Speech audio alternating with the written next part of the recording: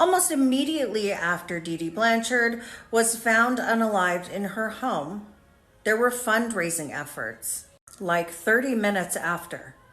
Recently, I showed you a page dedicated to Gypsy's medical trips. This was a Facebook donation page, complete with a donation website.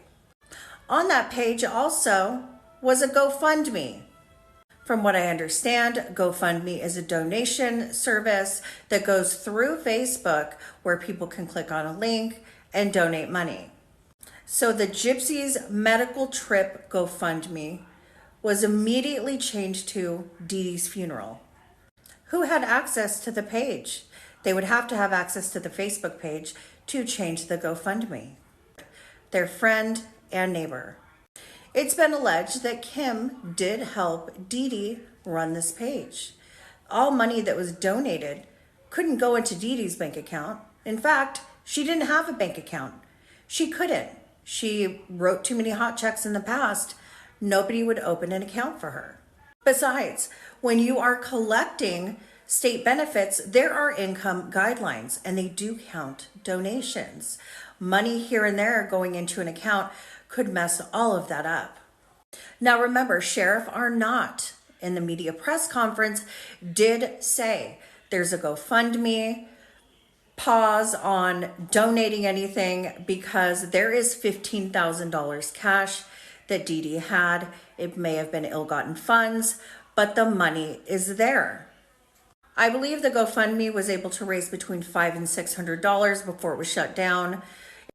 Then there was the fundraising immediately, and I mean immediately. It changed from the trip to a funeral. It was within a half hour or less of Dee Dee's body being found and announced as such in media. Who controls the bank account it goes to? Kim. Here's the thing. In order to use GoFundMe, you must link your Facebook account to it, and you must also link a bank account. Whether anyone wants to believe it or not, Kim had total access to the funds. Why didn't Dee Dee have a bank account? What was Dee Dee hiding that made it to where she couldn't even get a prepaid Visa debit card?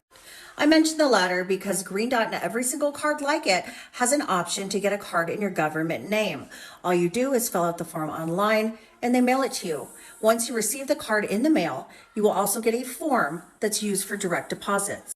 You can use this in all ways you would for any bank account. My point, even if Dee Dee was blacklisted from banks in her local area or whatever, she could still open up accounts like this, like the one I mentioned. But you can't open these accounts without divulging your personal information.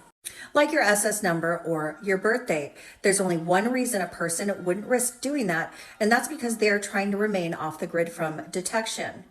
If she's receiving benefits, that's a reason. If she were on the run from the police, FBI, that's a reason. There's no other reason, because it's not like anybody else would see the card or be made aware that her name she's going by is different than the one on her accounts are in. Do you see what I'm saying here? I do see what you're saying, and I completely agree that somebody else was involved with funneling this money. I do believe, like a lot of others, David and Kim Blanchard, no relation, the neighbors / friends, were involved in several maybe off-color things with them. I believe these people are opportunists. Maybe not criminals, but not opposed to a little criminal activity here and there. Then she goes on to write, Kim had to know that something shady was going on, and that's why she allowed herself to be involved. I truly believe that her husband did go in, and I believe he was aware Dee Dee was unalived. Now, I have no idea if he knew Gypsy had planned this. Part of me doesn't think so, but I do think he and Kim were aware that she had done this once Dee was found. They knew Gypsy would have been caught, and they might have been the ones to call in the welfare check. This would benefit them greatly, because they were set to receive these funds, and now with Gypsy out of the way, the money was theirs completely.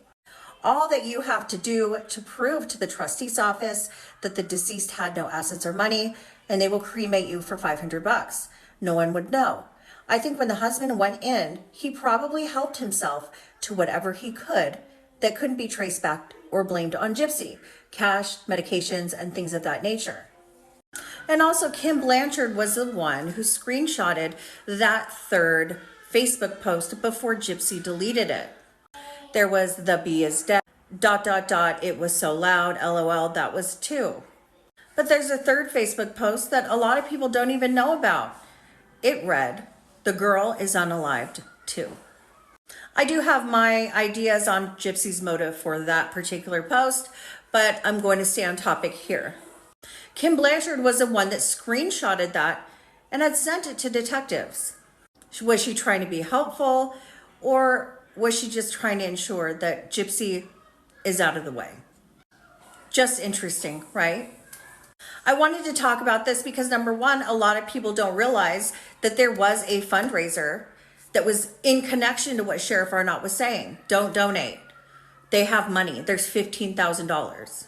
It was done immediately after Dee Dee was found. And how the sketchy Blanchard neighbors might be involved more than we know. Obviously, somebody other than Dee Dee and Gypsy had access to that Facebook post and that GoFundMe.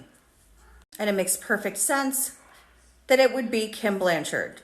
And you know what they say, birds of a feather flock together.